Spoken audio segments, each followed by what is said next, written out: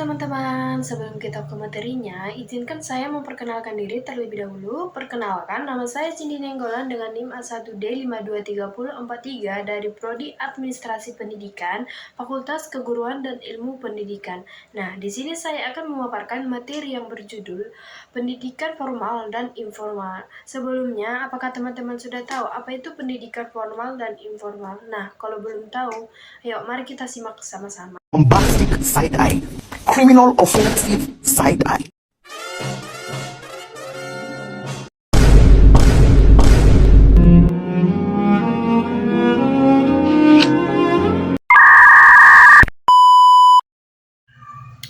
Baiklah, saya akan menjelaskan pendidikan formal dan informal. Pengertian pendidikan formal adalah jalur pendidikan keluarga dan lingkungan berbentuk kegiatan belajar secara mandiri yang dilakukan secara sadar dan bertanggung jawab.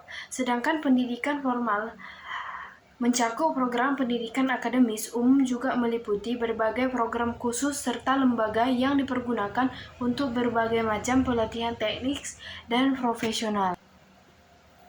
Selanjutnya, ada perbedaan pendidikan formal dan informal. Pendidikan formal terdapat kurikulum yang terstruktur, yang kedua memiliki persyaratan tertentu, yang ketiga materi yang dipakai bersifat akademik, yang keempat memakan waktu yang lama untuk proses pembelajaran. Sedangkan pembelajaran informal, lingkungan keluarga dalam dilakukan khusus untuk pendidikan informal. Yang kedua, persyaratan khusus tidak berlaku. Yang ketiga, tidak perlu untuk mengikuti ujian yang diselenggarakan.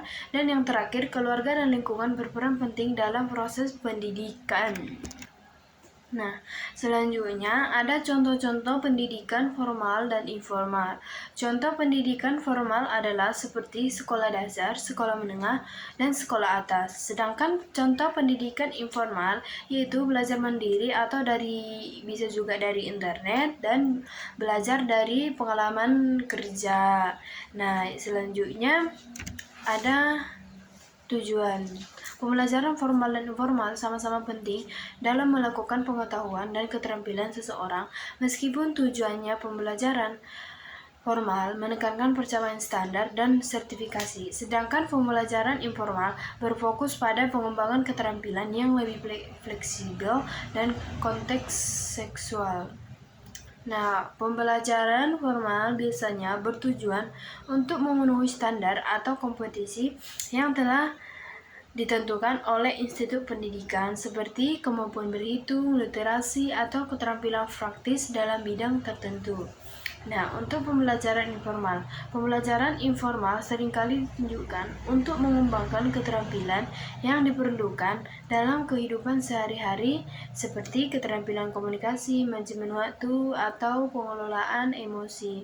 Selanjutnya, ada proses pembelajaran formal dan informal yang memiliki pendekatan yang berbeda namun saling melengkapi.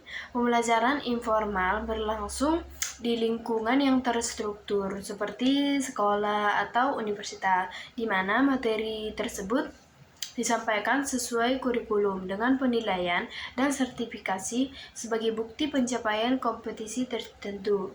Di sisi lain, pembelajaran informal terjadi secara spontan di luar institut resmi melalui interaksi sehari-hari, pengalaman pribadi atau media, tanpa kurikulum atau evaluasi khusus, berfokus pada pengembangan keterampilan hidup dan pemahaman praktis.